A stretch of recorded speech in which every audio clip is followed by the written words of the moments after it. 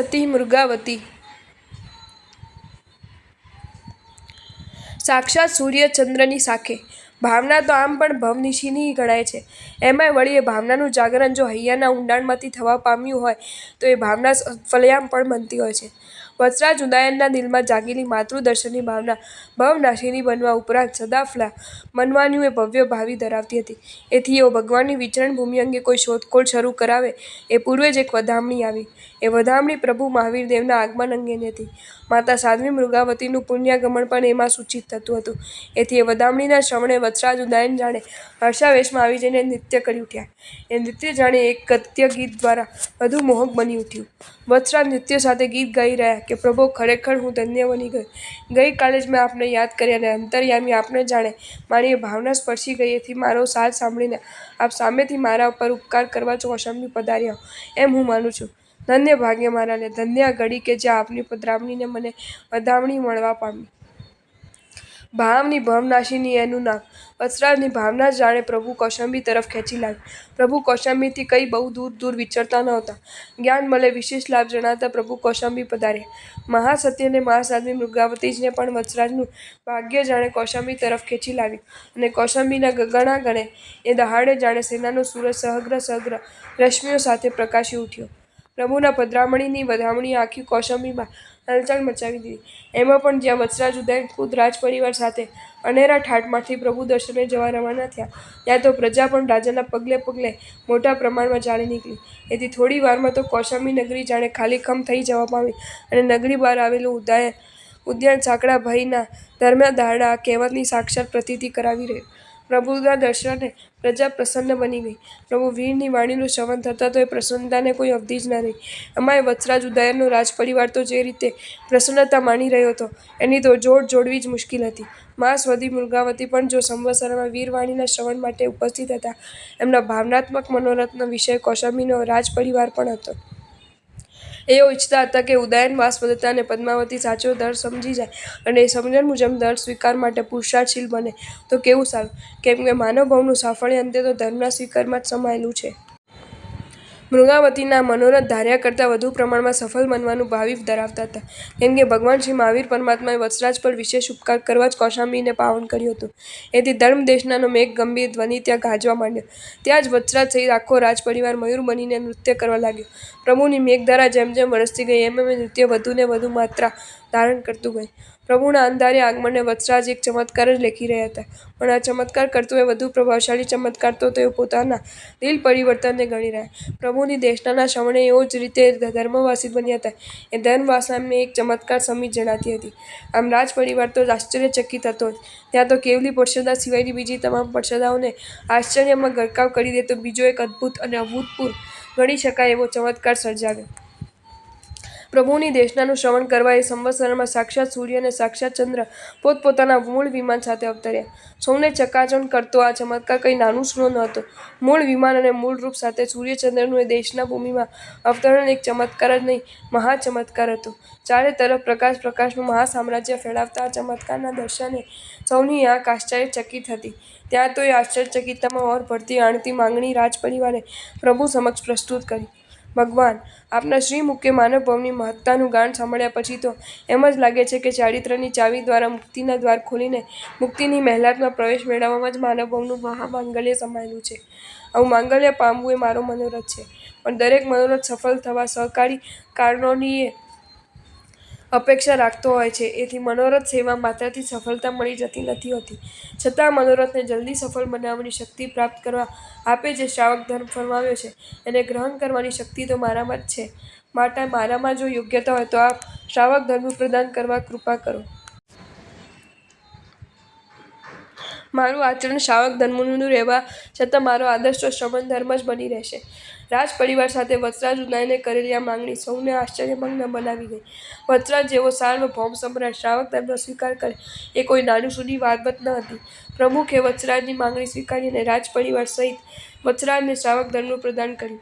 ત્યારે એ દ્રશ્યને હોબાળ ભરી આંખે નિહાળતી પડશદા પણ ધન્ય ધન્ય બની ગઈ. માતા સાધ્વી મૃગાવતીનો મનોરથ સફળ થયો હતો. એનો આનંદ એમના મનમાં સમાતો નહોતો. આનંદથી રોમાંચિત બનીને તેઓ વત્સરાજને મનોમન ધન્યવાદ આપતા વિચાર્યા, સાક્ષાત સૂર્યની અને સાક્ષાત ચંદ્રની સાક્ષે આ રીતે વ્રત ગ્રહણ કરવા ભાગ્યશાળી બનનારા વત્સરાજ ખરેખર સૌભાગ્ય શિરોમણી ગણાય. વાત પણ સાચી હતી. સૂર્યચંદ્ર પ્રભુની દેશનાનું શ્રવણ કરવા આવે એ તો સહજ હતું, પણ પ્રકાશાધિપતિ આ દેવો જ્યારે જ્યારે આવતા ત્યારે બીજા રૂપે જ આવતા. મૂળ વિમાન અને મૂળ રૂપ સાથે સૂર્યચંદ્રનું આગમન નિહાળવા તો કૌશાંબી જ ભાગ્યશાળી નીવડી હતી. એ સૂર્યચંદ્રાગમન બહારની દુનિયાને અજવાળી રહ્યું હતું, તો પ્રભુની પધરામણી પ્રચંડ પ્રકાશ બનીને પર્ષદના પિત્તળને અજવાળી રહી હતી. આમ ચોમેર ઉભરાતા અજવાળા વચ્ચે રાજપરિવારને થયેલી ધર્મ પ્રાપ્તિનો આનંદ જાણે મહાસતી મહાસાધ્વી મૃગાવતીને સમયનો ખ્યાલ ભૂલાવી ગયો. એથી સમય થતાં જ મહાસાધ્વી ચંદનબાળાદિ સાધ્વીગણ પોતાના સ્થાને પાછા ફરી ગયો, પરંતુ મહાસાધ્વી મૃગાવતીજીએ ધન્યતા માનવા સંવત્સરમાં બેસી રહ્યા. સૂર્યચંદ્રની હાજરીના પ્રભાવે એમને સમય મર્યાદાનો ખ્યાલ ન રહ્યો, એથી સમસ્ત સાધ્વીગણ વિદાય થઈ જવા છતાં તેઓ સંવત્સરમાં બેસીને વત્સરાજ ઉદયને થયેલી ધર્મપ્રાપ્તિને અંતરથી અનુમોદી રહ્યા. દેશના પૂરી થતાં જ પ્રભુને વંદના કરીને સૂર્યચંદ્ર પોતાના વિમાનમાં આરૂઢ થઈને વિદાય થયા, અને એથી એકાએક જ અંધકાર ફેલાઈ જતાં સાધ્વી મૃગાવતીને જણાઈ આવ્યું કે રાત પડી ગઈ છે. સમ્રાટ નજરે એમણે આસપાસ નજર કરી તો ખ્યાલ આવી ગયો કે સાધ્વી જીવનની મર્યાદા જાળવવા આર્યા ચંદનબાળાદિ સાધ્વીગણ પોતાના સ્થળે પાછો ફરી ગયો હતો અને પોતે એકલા જ સંવત્સરમાં રહી ગયા હતા. આ ભૂલ પ્રમાદવશ નહોતી થઈ. સૂર્યચંદ્રના આગમનને કારણે દિવસ રાતનો ભેદ ભૂંસાઈ જવાથી આ ભૂલ થઈ હતી, પણ મૃગાવતીજી તો પોતાની જ ભૂલને આગળ કરીને વિચારી રહ્યા, આર્યા ચંદનબાળાજી કેવા અપ્રમાદ કે સમય મર્યાદા સાચવવામાં જરાય ગાફલ ન રહ્યા. મેં એમની તરફ નજર નાખી હોત તો પણ હું આ રીતે ભૂલનો ભોગ ન બનત. ઓહ, આટલો સામાન્ય ઉપભોગ પણ હું ન રાખી શકી. કેવી મારી પ્રમત્તતા! ભગવાન જણાવે છે કે પ્રમાદો હિ મૃત્યુ. ખરેખર મારા સંયમ પ્રાણને મેં પ્રમાદને વશ બનીને અડી જ નાખ્યા ગણાય. આ રીતે આત્મનિંદા કરતાં કરતાં મૃગાવતીજી પોતાના સ્થાને જવા રવાને થયા. અંધારું થઈ ગયું હતું, એથી જીવ વિરાધનાની સંભાવના હોવાથી તેઓ વિચારી રહ્યા કે મારી નાનકડી ભૂલ સૂક્ષ્મતર જીવો માટે કેવી જીવલેણ નીવડશે. હું જરાક સાવધ રહી હોત તો જીવ વિરાધના જેવા આ મોટા પાપથી બચી શકી હોત. ધિક્ મારા પ્રમાદને! ધિક્કાર મારા પ્રમાદી આત્માને! મૃગાવતીજીની સ્વાત્મા નિંદા વધુ ઘેરી બની. આવા અંધકારમાં મારો હીર્યોપત કઈ રીતે શુદ્ધ બની શકે? અને મારો આ પ્રમાદ ગુરુદેવતા આર્યા ચંદનબાળાજીના અંતરને પણ કેવી ને કેટલી બધી પીડા ઉપજાવનારો બનશે. મારી સંયમચર્યાની પલે પલે કાળજી લેનારા એ આર્યની દિલ દુભાવણીમાં પણ મારો આ પ્રમાદ નિમિત્ત બન્યા વિના નહીં જ રહે. ઓહ, એક નાનકડી પણ ભૂલનો આ કેવો વિપાક કે સાધ્વી સંઘના નેતા આર્ય ચંદનબાળાના ધર્મદિલની દુભાવણીમાં પણ હું નિમિત્ત બની જઈશ. સ્વામ નિંદાની આ માત્ર આટલી બધી ગંભીર હદે પહોંચી ગઈ કે મૃગાવતીજીની આંખેથી ધડ ધડ કરતી આંસુધારા વહી નીકળી. એ આંસુધારાથી ભીની થતી થતી ધરતી પર ધીમે ધીમે પગલાં બઢાવતા તે ઉપાશ્રય પહોંચ્યા. ત્યારે તો ત્યાં સ્વાધ્યાય ઘોષ ગુંજી રહ્યો હતો. એથી એમને થઈ ગયું કે આવશ્યક ક્રિયા પણ પતી ગઈ લાગે છે, અને હવે તો સંતાનાશ્રિત બનવા પૂર્વેનો સ્વાધ્યાય ચાલી રહ્યો છે. સાધ્વી મૃગાવતીજી ઉપાશ્રયમાં પ્રવેશીને સીધા જ આર્યા ચંદનબાળાજી સમક્ષ પહોંચી ગયા. એમના ચરણોમાં એક બાળકની જેમ નમી પડીને એમને ક્ષમા યાચના કરી. ગુરુદેવતા, મારો પ્રમાદ અક્ષંત્ય હોવા છતાં હું ક્ષમા ચાહું છું. ખરેખર શ્રમણી જીવનની મર્યાદા જાળવવામાં હું આજે પ્રમાદવશ બનીને ગોતું ખાઈ ગઈ છું. મારો હીર્યાપત આજે અશુદ્ધ બન્યો છે. સંભવ છે કે સૂક્ષ્મજીવોની હિંસાનો લોહીથી એ ખરડાયો પણ હોય. મુનિ માર્ગની મર્યાદા જાળવવા આપ જ્યારે સંવત્સરમાંથી વિદાય થઈ ગયા ત્યારે મારે પણ આપની સાથે જ ઊભા થઈ જવું જોઈતું હતું, પણ હું પ્રમાદી બની સાથે અવિનય પણ બની. એથી મારા અવિનય અને અપ્રમાદની ક્ષમા ચાહું છું. ઉપ ઉદાર દિલે ક્ષમા આપશો. આટલું બોલતાં બોલતાં તો સાધ્વી મૃગાવતીનું દિલ એટલું બધું વ્યથિત બની ગયું કે વ્યથા આંસુ વાટે બહાર છલકાઈ જઈને આર્ય ચંદનબાળાજીના ચરણે પણ ભીંચવી રહી. સાધ્વી મૃગાવતીજી ભૂલનો ભોગ અવશ્ય બન્યા હતા, પણ એ કઈ એવી ભૂલ નહોતી કે જેને અક્ષંતવ્યની કોઠીમાં જ મૂકવી પડે. રાતનું વિસ્મરણ કરાવી દેતું સૂર્યચંદ્રનું આગમન ન હોત સાધ્વીજી ભૂલનો ભોગ બનત જ નહીં. આમ છતાં પોતાની ભૂલ પર પારાવાર પશ્ચાતાપ અનુભવનારા સાધ્વીજી મૃગાવતીજીને સાંત્વના અને શિખામણ આપતા આર્ય ચંદનબાળાજીએ ખૂબ જ મૃદુ ભાષામાં કહ્યું, મૃગાવતીજી, તમે પ્રમાદના ભોગ જરૂર બન્યા છો, પણ આમાં એકમાત્ર તમે જ દોષી નથી, અને પ્રમાદના પાપનું પ્રાયશ્ચિત થઈ ગયાની પ્રતીતિ તમારી આંખેથી વહી જતી આ આંસુધારા જ કરાવી રહી છે. માટે હવેથી સાવધ રહેજો. આ રીતે રાતે આવવું એ કુલીન સ્ત્રીઓ માટે પણ વર્જ્ય ગણાતું હોય તો પછી જૈન આર્યો માટે તો પૂછવાનું જ શું હોય? વળી એમાં પણ તમારા જેવા મહાસતી સાધ્વીજીઓ માટે તો આ મર્યાદાનું પાલન ખૂબ જ ચુસ્તપણે થવું જ જોઈએ. આર્યા ચંદનબાલા સાધ્વી સમુદાયના નેતા હતા. એમના મુખ્યથી નીકળેલા સાંત્વન શિખામણના આટલા શબ્દો ચકોર મેઘબિંદુને ગ્રહણ કરે એ રીતે મૃગાવતીજીએ ગ્રહણ કર્યા, પણ એમનો સંતાપ આજે એ રીતે પ્રજ્વલિત બન્યો હતો કે જે શાંત થવા તૈયાર નહોતો. એ પ્રજ્વલન તો મૂળ રૂપ ધારણ કરીને આવેલા સૂર્યચંદ્રનો પ્રકાશ પણ જેની આગળ ઝાંખો લાગે એવું ઊર્ધ્વ શિખર સર કરવા માંગતું હતું. આર્ય ચંદનબાલાજી સાધ્વી મૃગાવતીજી મહાનતાના અને દુષ્કૃત ગ્રહાની તીવ્ર ખોટીના વિચારમાં ખોવાઈ ગયા. એથી સાધ્વીજી મૃગાવતીજીની વંદના સ્વીકૃત કરીને પછી એમને વિસર્જિત થવાની અનુજ્ઞા આપવાનું આર્ય ચંદનબાલાથી વિસરાઈ જવું અને અનુજ્ઞા મળ્યા વિના તો કઈ રીતે ઊભા પણ થવાય અને સંતારો કરી શકાય. એથી મૃગાવતીજી આર્યચંદ્ર સેવા શુશ્રૂષા કરતા ત્યાં જ બેઠા રહ્યા. રાત વીતવા માંડી. એમ એક તરફ આત્મનિંદાની યાત્રા પણ આગળ ને આગળ વધતી જ હતી. થોડી વારમાં તો આખો બ્રાહ્મણી સમુદાય નિંદ્રાવશ બન્યો. ગાઢ ઘર અંધકાર હતો. સૌ નિંદ્રાવશ હતા. એકલા જાગ્રત રહેવું એ સહેલી વાત નથી. આ રીતનું જાગરણ જમાવબંધી વિના શક્ય જ ના બને. આમ છતાં મર્યાદાનું પાલન કરવાના ચુસ્ત નિયમથી મૃગાવતીજીએ આવા બધા પરિબળોનો સામનો કરીને જાગ્રત રહેવામાં સફળતા મેળવી. ગાઢ અંધકાર અને નીરવ શાંતિ. આત્માવલોકન કરવા માટેના અત્યંત સાનુકૂળ આવા વાતાવરણને વધાવી લઈને મૃગાવતીજીના આત્માનું ઊંડાણથી અવલોકન કરી રહ્યા. પશ્ચાતાપનો પ્રદીપ પ્રકાશ એમની મદદમાં હતો. એથી આત્માના ખૂણે કાંચરે બાજેલા દોષોનું જ્વાળાઓનું સ્પષ્ટ દર્શન થઈ રહ્યું. આ દર્શન માત્ર દર્શન જ ન રહ્યું. દોષ દેખાય અને એને દૂર કરવાનું વર્તન ના થાય તો એ દર્શન વાંજ્યું જ ન ગણાય ને? મૃગાવતીજીને હવે વાંજ્યું દર્શન ખપતું નહોતું. એઓ તો દર્શનને વર્તનમાં પલટાવવા માંગતા હતા. અને આ જાતના પુણ્ય પલટા માટે અગત્યની અને અનિવાર્ય ગણાતી સ્વદોષ નિંદાની સાધના તો આજે એમને હસ્તગત બની જ ગઈ હતી. આમાં સંવત્સરમાંથી ઉપાશ્રય પાછા આવતા સેવાયેલો મર્યાદા ભંગ નિમિત્ત બની ગયો હતો. ઉપાશ્રયમાં એક તરફ અંધકાર વધતો ગયો તો બીજી તરફ મૃગાવતીજીના મનમાં જાગેલો પશ્ચાતાપનો પાવક પણ વધતો જ ગયો. અંધકાર અને પ્રકાશ વચ્ચેની આ સ્પર્ધા અંતિમ રસાકસીએ પહોંચી અને પ્રકાશ કયે દાડે હાર્યો તો કે દાડે હારે બરાબર મધરાત જામી. ત્યાં તો મહાસતી મૃગાવતીના અંતરમાં જાગેલી પશ્ચાતાપની ચિનગારી મહાનલમાં પલટાઈ ગઈ અને ત્યાં સર્વજ્ઞતાનો અનસ્ત સૂર્ય પ્રકાશી ઉઠ્યો. દોષોનું દહન કરતી એ ચિનગારી મહાનલ બની ઉઠી. એથી દોષ માત્રનું અસ્તિત્વ બળીને ખાખ થઈ ગયું અને ગુણ માત્રનું અસ્તિત્વ ચળકી ઉઠ્યું. આજના સંવત્સરમાં સૂર્યચંદ્રનું સદેહ સાક્ષાત અવતરણ થયું હતું. એ જાણે મધરાતે મૃગાવતીજીના અંતરમાં પ્રકાશી ઉઠનારું સર્વજ્ઞતાના સૂર્યના સંકેતરૂપ હતું. એથી મૃગાવતીજીની આત્મનિંદા આ રીતે એમને કેવળ જ્ઞાનની ભેટ કરી ગઈ. પણ સૂર્યચંદ્રનો સંકેત પૂરેપૂરો ફળવાનો હજી તો બાકી જ હતો. મધરાતે મૃગાવતીજીનું જ્ઞાનચક્ષુ ખુલી ગયા અને સંપૂર્ણ સચરાચર વિશ્વ એમને હસ્તામલકની જેમ સાક્ષાત દેખાઈ રહ્યું. બહાર ભલે અંધકાર ઘેલાયો પણ એમના ભીતરમાં તો હજારો સૂરજને ઝાંખા પડે એવા જ્ઞાનના અજવાળા એ રીતે પ્રકાશિત થઈ ઉઠ્યા હતા કે જે પ્રકાશ અનસ્ત હોય.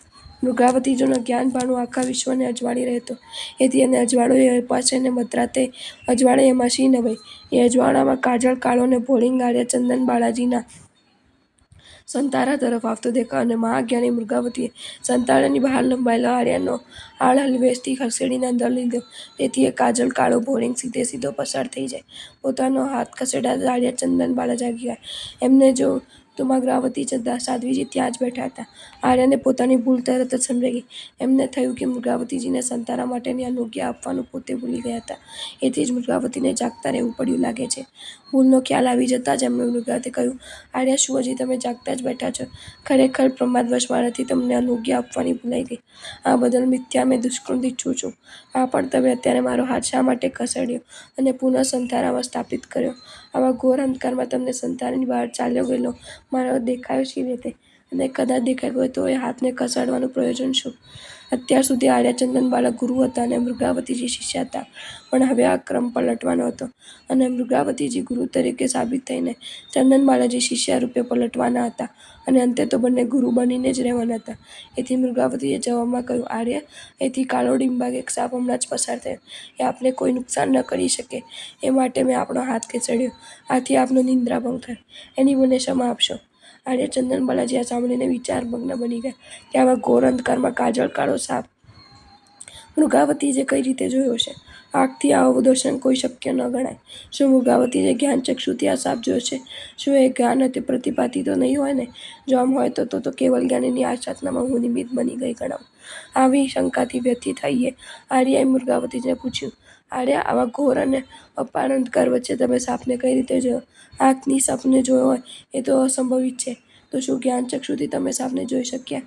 મૃગાવતીએ સંભાવમાં આપ્યું, આર્યા, આપનું અનુમાન સાચું છે. આપના જેવાની કૃપા હોય તો આ અશક્ય જ શું ગણાય? આપની કૃપાથી મારું જ્ઞાનચક્ષુ ઉદ્ઘાટિત બની ગયા, એથી મને સાપ દેખાયો. મૃગાવતીનો જવાબ સાંભળતા આર્યા ચંદન બાલાજી એકદમ ઊભા થઈ ગયા અને મૃગાવતીના ચરણમાં ઝૂકી પડ્યા. એમને બંને આંખો આંસુ આવી રહી. ગદગદ કંઠે એમણે કહ્યું, ભગવતી મૃગાવતીજી, કેવલીની અસાધનાની પાપથી હું કઈ રીતે બચી શકી? આપ તો શિષ્યા નહીં, ગુરુ દેવતા છો. આપને ઉપાલમ આપીને હું કેવલ જ્ઞાનીની અસાધના અવજ્ઞાનો અપરાધ કરી બેઠી છું.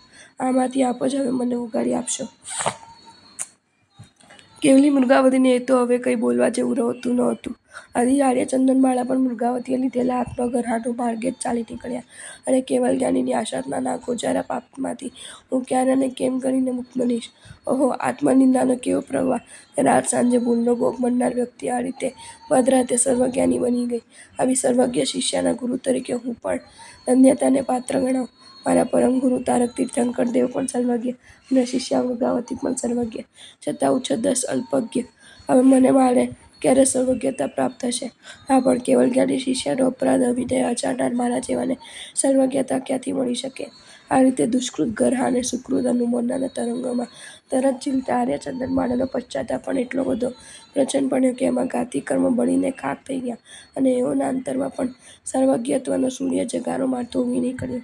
મૂળિયામાંથી શાખા પ્રશાખાઓ પાંગરે, આ તો સર્વ વૃક્ષો માટે સાધારણ અને સુલભ ક્રમ ગણાય. પણ એવા વૃક્ષો તો વિરળ જ હોય કે જેમાં શાખમાંથી મૂળિયાનો ઉદ્ગમ થતો હોય. ગુરુના પ્રભાવે શિષ્યમાં જ્ઞાન વૃદ્ધિ થાય તો તે સહેજ ગણાય. પણ મૃગાવતીજી જેવી શિષ્યાઓને ચંદનબાળાજી જેવા ગુરુ દેવતાઓ સહજ અને સાધારણ કક્ષાને શોભાવનાર હોય. એથી શિષ્યના પ્રભાવે ગુરુ સર્વજ્ઞાની બને અને એથી ગુરુ શિષ્યનો ભેદ જ ટળી ગયો.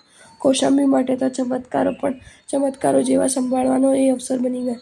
એથી જ્યારે મૃગાવતીજીને પ્રાપ્ત થયેલા કેવલ જ્ઞાની અને પછી આર્ય ચંદનબાળાજીને પણ પ્રાપ્ત થયેલા કેવલ જ્ઞાની વાત સૌએ સાંભળી, ત્યારે તે સૌ બોલી ઉઠ્યા કે સંવત્સરમાં સૂર્યચંદ્રની સાક્ષાત ઉપસ્થિતિ આપણને આ જાતનો સંકેત આપવા જ થઈ હોય. જોઈએ કે અમારા સાક્ષાત આગમાંથી પથરાયેલા આ પ્રકાશને પણ ફીકા પાડી દે એ જાતના કેવલ જ્ઞાનના ભવ્ય સૂર્ય આજની રીતે ઉદય પામવાના છે. શિષ્ય મહાસતી મૃગાવતીજીનો અને ગુરુઓ આર્ય શ્રી ચંદનબાળાજીના કેવલ જ્ઞાનનો મહોત્સવ કૌશાંબીએ એ રીતે ઉજવ્યો કે એથી કેટલાયના જ્ઞાનાવરણ હચમચી ઉઠ્યા. વત્સરાજ માટે તો જાણે અંધારે અમૃત મહેલું વરસ્યા હતા. તે કામધેનુ કામઘટ એક સામટા ફળ્યા હતા. આ રીતે કેવલ જ્ઞાનીની માતાના પુત્ર તરીકેનું પદ પામવામાં પણ કેટલું ભાગ્ય અને પુણ્ય જોઈએ. આવા ભાગ્યશાળી અને પુણ્યશાળી તરીકે આખો વત્સ દેશ તો વત્સરાજ ઉદયને વધાવી જ રહ્યો. અને આ બદલ એઓ પોતે પણ આત્મગૌરવ અનુભવી રહ્યા. ભગવાન શ્રી મહાવીર પરમાત્માનો શ્રમણી સંઘ તો મેઘમંડળની જેમ કૌશાંબીથી અન્યત્ર વિહરી ગયો. પણ કૌશાંબી સંવત્સરોના દ્રશ્યને અને કેવલ જ્ઞાન મહોત્સવને દિવસો, મહિનાઓ અને વર્ષો સુધી ભૂલી શકે નહીં. જો તમને આ વિડીયો ગમ્યો હોય તો આ વિડીયોને લાઇક કરો અને શેર કરો અને આવા જ નવા વિડીયો જોવા માટે જૈન ફેક્ટ્સ એન્ડ સ્ટોરીઝની ચેનલને સબસ્ક્રાઈબ કરો. ધન્યવાદ.